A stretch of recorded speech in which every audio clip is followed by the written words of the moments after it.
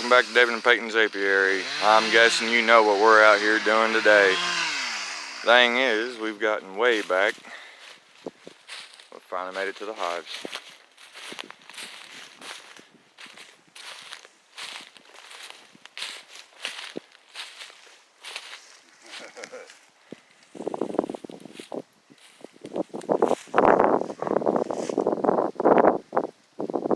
So everybody knows he's been doing most of the cutting. Yeah, but he's been doing all the damn dragging. Just a little. Alright, so we've got all this work we're doing out here, getting all this cut down and all that good stuff. My dad's back there with the chainsaw still, and I've been back there helping drag while he's cutting down. So this fire keeps dying down, and we gotta keep throwing stuff in, but we got a bed of coals hot enough that it keeps going. So all this that we're cutting down, all these piles you see laying around, and believe it or not, this is big enough for a truck to come through. There's the proof. We're making them wide enough for vehicles. This is the driveway we're cutting right now. So once we get the rest of the way back to where we can get vehicles all the way back to it, we'll end up starting on the back part of the property. I'll try to put in a overhead photo with the property lines here. If that didn't work, y'all, I'm sorry. It'll be where I splice the videos in somewhere, which will make this kind of interesting. It'll be right here, and then I just continue talking. But yeah, we've all the way from the road back, and lengthwise, we're 3 acres, or roughly 3 acres, because we actually have it marked off. Lengthwise, I believe it was 69.57 yards is the length in an acre. So we've got one mark right here, and we've got it tied off. That's an acre mark. And of course, you know, this isn't telling me square acreage or anything like that. It's just a marker to know, just for the hell of it, really, just for the fun of it. But yeah, and when the house is built, my first year, or the first Christmas we have out there, one of these evergreens, a cedar or a pine, more than likely a cedar, will be our Christmas tree for that first year.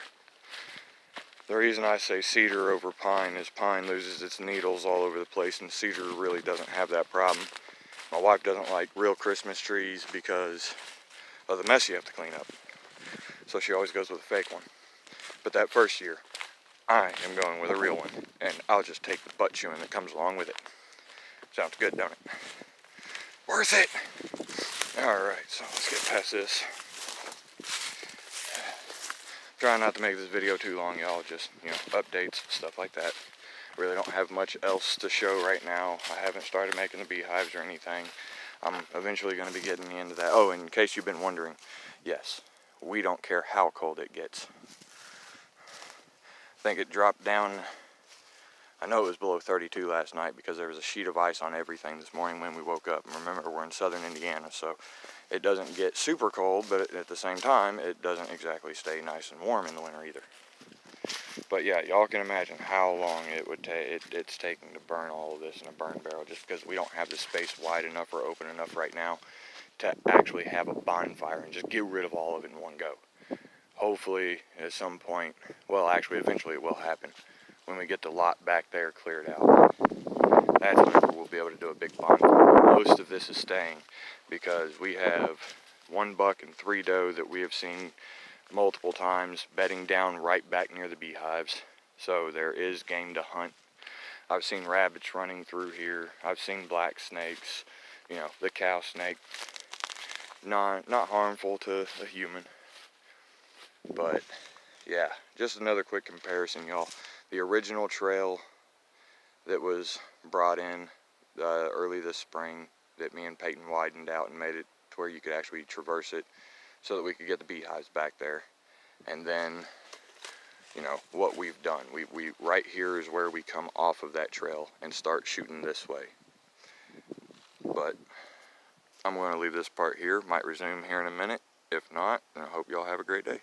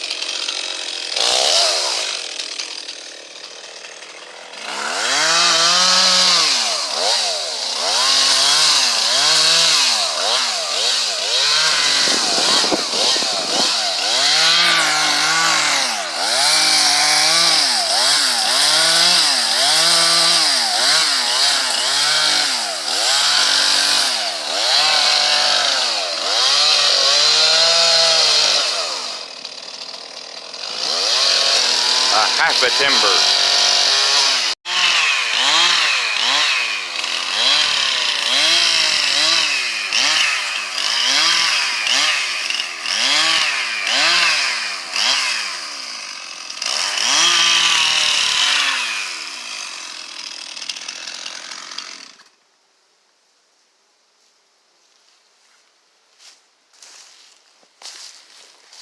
This hive has me a little concerned. I mean, there's bees in there. I've opened the lid. They're strong. There's one at the entrance. Went back in. But they're not flying around like the other hive is. Hello everyone, my dad's gone for the weekend. He's heading back home. This is Sunday, December 8th. It got up to just over 60 degrees, I believe, according to the thermometer we got sitting out here. Just figure I'd do one more quick walk through the property before I end this video out. And until the rains come in, I'll be sitting out here burning in the barrel. But yeah, just one more quick walk through. We got, of course, y'all have seen this a few times, so it's nothing new. Got up there near the road, you can still see the black from our first burn that we did the first day he came out. And then, if anybody's been wondering what that black garden cloth is there, it was a failed experiment. I'll go into detail on that while we're walking through the property, so it's not just a boring ass video of somebody walking. But I know that the garden cloth, you can use it for weed control and stuff to help keep vegetation from coming back. Well, because of the problems my truck was having, in case you can't tell, it's not exactly new. It has some problems. This 16-year-old truck got 213,000 miles on it, but it still kicks ass. So, I will continue to use it until it dies. I love that truck. Anyway, back to what I was saying about that garden cloth. Sorry, I get off topic.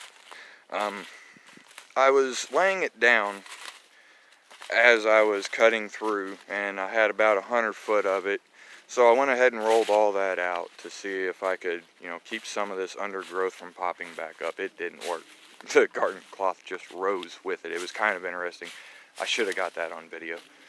But yeah, as y'all can see, I got my little setup going on over here.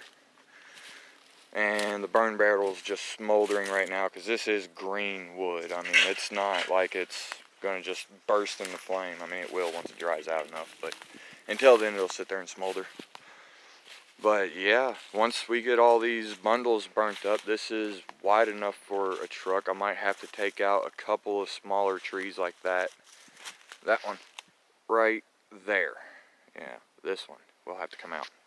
That one's staying because of how large it is. The fact that it was able to grow this big and this thick of an area and not get choked out by it. One of the reasons these are as small as they are. I mean, look at the size of that compared to that. I mean, there's just not enough space for all this to be growing, and all this happened naturally. At one point in time, everything you're looking at was a field, like straight field, like you driving down the country, you see corn and all that growing. That's what this was. And over about a decade that I know of, that it had been abandoned and nobody owning it, nobody tending it or anything like that, this is what took over. and I like it. I'm not getting rid of all this. This driveway is all that's going to be done up here at the front of the property, okay? Until we get back into the back, which I'm not going to show y'all yet. That's for a different video. But that'll be the area where the house is going to get built. And I'll show y'all the before it gets cleared out versus, you know, us working on it and all that, like these videos have been going. I'm trying to make them a little more entertaining because there's only so many times you can show somebody running a chainsaw or dragging brush or something. It's just, it gets old.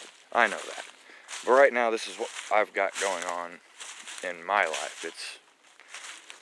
And I find it so interesting because how many kids in my kids' generation, I'm only 31 right now, you know, this is 2019, I'm 31 years old, I was born in 88, and how many people are going to be able to say, my dad built this house, or my grandfather built this house? A lot of people in my dad's generation, or his dad's generation, are able to say that, because people just did more. But this is a beekeeping channel. So, let's come back over here to these bees real quick. As you can see, they're still flying around right now. It's just now starting to drop below 60. We got wax cappings, so they're eating some honey, more so than the sugar and pollen mix that I put in there for them. And I think I may have mentioned in another video, but the sugar pollen mix that I'm using is the Ultra Bee Pollen Pro. And I mix a half a cup of that with a 4-pound bag of sugar. And I got that off of Joe May's channel, Little Bits Honeybees Joe May, that's his channel. I'm subscribed to it, and it's a pretty good educational channel. And that's where I got that mixture from. But I'm a little concerned about this hive over here, because while there is some, actually earlier they weren't this active. This is making me feel pretty good. Earlier I only saw like maybe one. Now look at this, they are bubbling in and out. As the night's going down, that one's working on getting rid of a spider web. Look at that. It's giving up on it. But look at this, man. These bees are doing good going into the winter. Like I said, it's December 8th, southern Indiana, so it's going to drop below freezing tonight. It did last night. There was a sheet of ice on everything. But I've got these shims that I didn't do this last year. Moisture got into the hive during the day while it was raining all day long, and then that night it dropped down below freezing and they all froze in place and died. It was a very morbid scene for me. But now, of course, y'all may remember the little campsite area that I cleared out day one of actually getting work done out here. And that area back there is the future videos. That's where the house is going to be. That's where the garage, the shed, all that. It's going to be back in that area. At the end of the video, I'm going to try to put in a photo. I'm going to make it 3 or 4 frames long and see how well that works. But yeah, I'll put in a photo of an overhead with the heavy yellow lines will be the markers as far as my property line, and then the other yellow lines, the thinner, fainter ones, are just grids on, you know, for the rest of the areas around me and stuff like that. But I got a storage barrel over here, the burn barrel up there, and I guess I'm going to go ahead and start closing this video out because it's already running pretty long. But I just wanted to be able to throw more in this video instead of just a vague walkthrough saying, oh, yeah, here's what we've done. Well, this video should be a little bit better, hopefully. Let me know what you think in the comments, please. By all means, leave a comment. If you like this video, just let me know. If there's some things you think could make it more entertaining, or something that maybe you noticed that I skipped over, let me know. And I'll get them in other videos, or at least try to the best of my ability. But with all this being said, in this excessively long video, I hope you all enjoyed. I hope you have a great day.